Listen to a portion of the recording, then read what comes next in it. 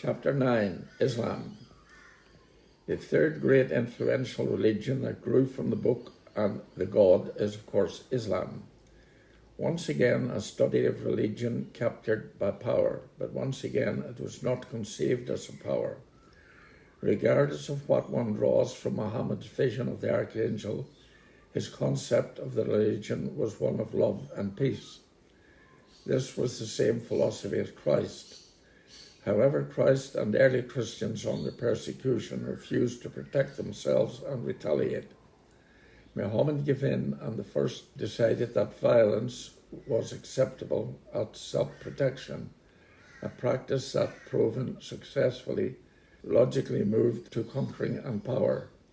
The takeover of Medina and surrounding tribes led to the establishment of an Islamic nation under the Islamic God, who of course had given them victory, and the God that had established the Jews now did the same for Islam.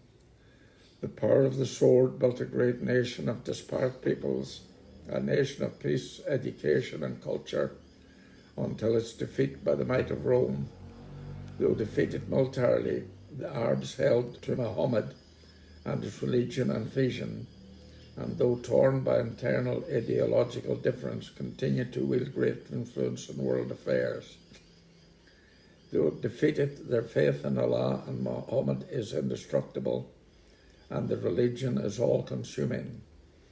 All religions survive in the conviction of their members, and preaching, teaching, practice, and brainwashing is necessary in keeping bums on seats, as it were. All religions claim the supremacy of their God vision, even to die for, and all religions establish protocols and practice worship, dress codes, and are designed for the capture of their adherents. Islam is very strong in this regard, particularly because any backsliding can be punishable by death. When this is added to a demand for prayer 5 times a day, there's not much opportunity left for philosophy or thinking. Hasidic Jews are an example of a fundamentalist religion, sect, bobbing up and down with its funny hats, but they're only a small section of the Jewish society. Islam, on the other hand, is a worldwide fundamentalist religious military society with the avowed intention to establish a worldwide caliphate.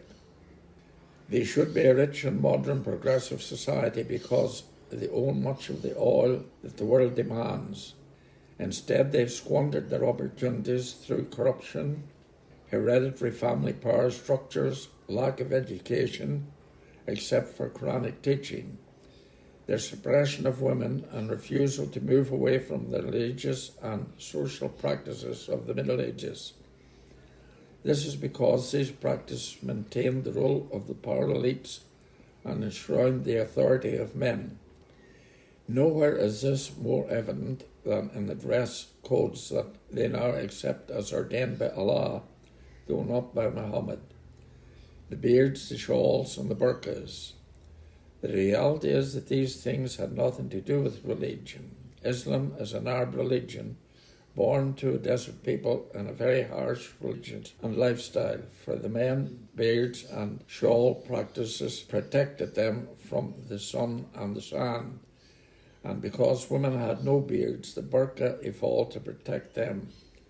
However, being a patriarchal society, as all were, men and fathers soon realized the burqa was a great way to isolate and suppress women. If they could not be seen, it lowered their attraction for men, and their lives depended on fathers and the family.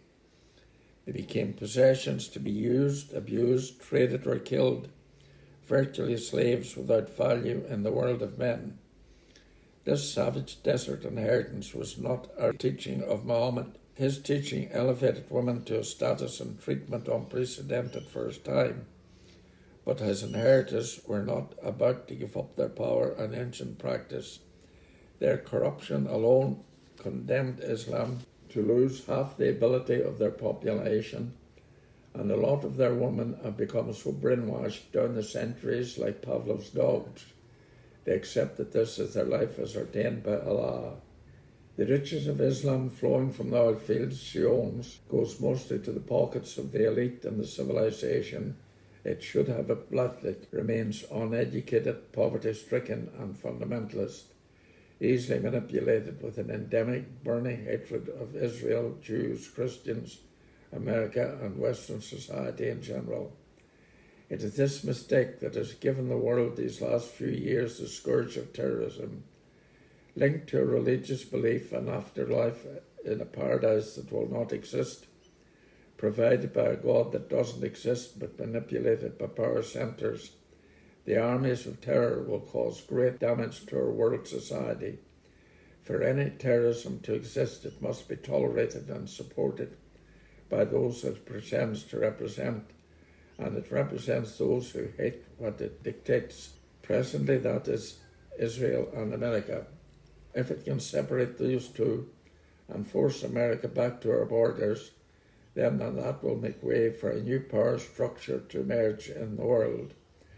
Regardless of all this, and at the moment quietly watching with infinite patience, is potentially the greatest power of them all, China, and a world of many power centres. The what-if theory decrees that one central power will emerge to rule all others. This is inevitable, and the pressure our growing population is putting on world resources is eventually reaching a position of crisis.